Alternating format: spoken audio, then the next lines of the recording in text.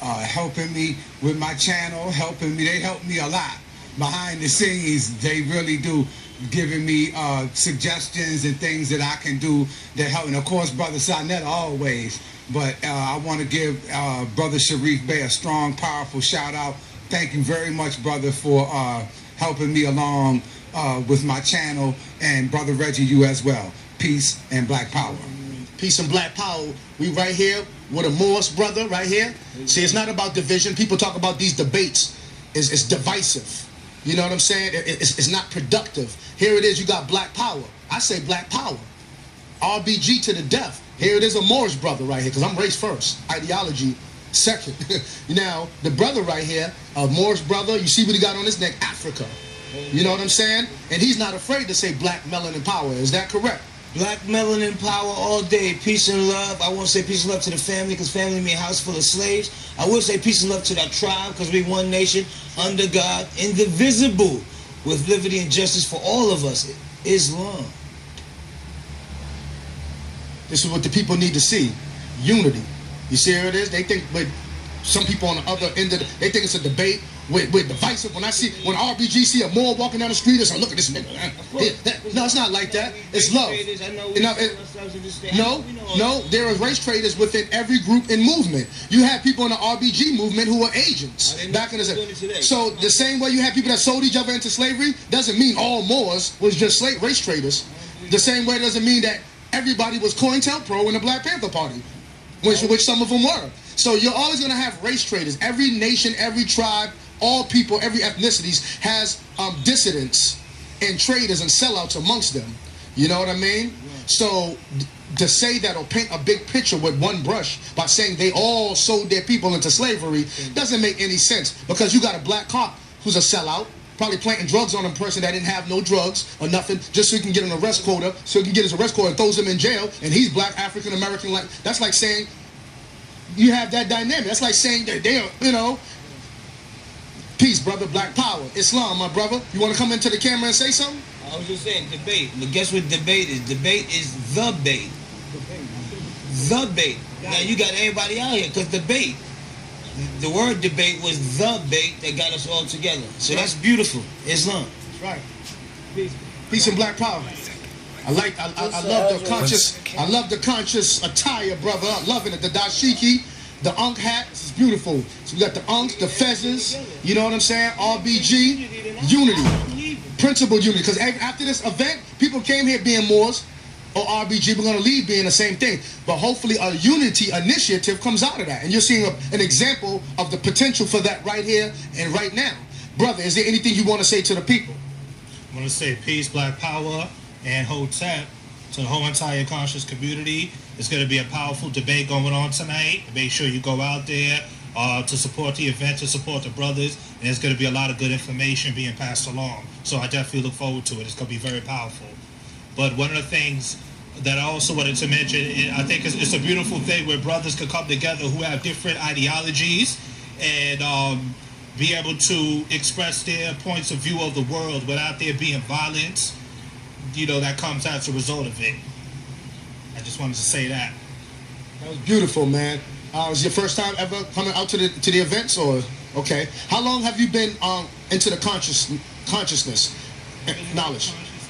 For 18 years now. I'm 33 years old. My uncle is in the Nation of Islam.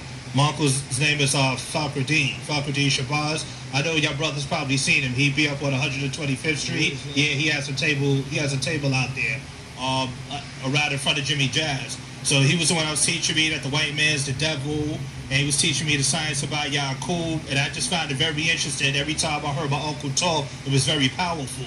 And I wanted to know how he was able to speak so eloquently. And he told me, he was like, brother, I read. So then I went and I brought the Supreme Wisdom by the Honorable Elijah Muhammad. I started studying, I started building with that. Then I went to the God body science, and I was dealing with that for a little while. So I was just jumping around to different conscious movements. I've also met a Moorish brother who went by the name of Mangum Bey. And, you know, he told me about, the Moorish science that they had going on, the clock of destiny. And he telling me that the Moors had a civilization or government set up over here before the Europeans had came over here. And when the Europeans came over here, the Moors had gave them a charter to set up their government. So I was like, yes. So I was like, wow, that, that's very powerful. So I just started searching. Then I came across Nubianism, and I was a part of that camp at one time under Malachi York, AEO. So I have a question for you. Yeah. You've been through all of those camps. Yeah. What are the commonalities and the differences, and which outweigh each other? Is it more in common, or is it more differences? That's an excellent question. I think there's more similarities because when you break all of them down, it's for the upliftment of fallen humanity. All right? Each one of those sciences, each one of those sciences is there to uplift fallen humanity, is to give us an identity for ourselves, whether it's NOI, the God body science, whether it's Moorish science, the Kemetic science, Hebrew Israelite. Now look, you just named 5. Aren't we better like this than like this? Absolutely. Can't you do much more with this? Absolutely. Islam, we need to be like this, fellas. All of us, we one nation, man. Like Malcolm X said, when you bring them 5, you have 5 fingers, but when you bring them 5 digits together to form one strong fist, it has more of a powerful impact. I wanted to ask you one more question in closing. In this media, social media, cable, in this world, there's so much going on, so much on television, so many damn shows on cable, I don't even know what to watch sometimes. You know what I mean? So many damn things on YouTube to watch. I mean, I can't even keep up with everything. My question to you is, with a lot of these television shows, which portray a lot of us at our worst, at our most ignorant, our women in a very ratchet state, a lot of these shows on media, all you're gonna do is put on twerking, you just see black women twerking, thousands of videos, you know what I'm saying? You don't see a lot of sisters representing intelligent enough, I didn't say none, enough strong, intelligent, stand-up sisters educating their children, standing by their man, being the epitome or an example of what a good, strong, intelligent black woman ought to be. My question is, in light of me saying that, is how important in a social media frenzy world with 1,000 different cable channels and so many different things to watch, how important or how much would you rate the importance of this platform, House of Consciousness, Baba TV, SETI TV, Sarnetta TV, Baba TV? How important is that, considering there's so much ratchetness, so much misrepresentation or one-dimensional representation of our people? How important is this platform? I think it's very important. I think it's very imperative to uplift our people out of the condition that we find a lot of our people in today. And I think hip-hop music, and I don't want to blame it on hip-hop, because hip-hop didn't start off as, gangsterism and degrading the black woman. Hip-hop actually had a message when it was first started out. It had a conscious message. Now it's all about being ratchet, twerking, degrading the black woman. That's what social media tries to portray about our race. So other people can look down on us, so we can look down on each other. It's a very degrading image. So yeah, these events are very important, and we need to have our own social media network that promotes a more, a better image of African people here in America. Because we get to show our handle. A lot of people underestimate the intellectual capacity of a lot of our people. They think we're talking some old mumbo-jumbo, pseudo-conscious black talk. A lot of our own people look at us like that. You know what I'm saying?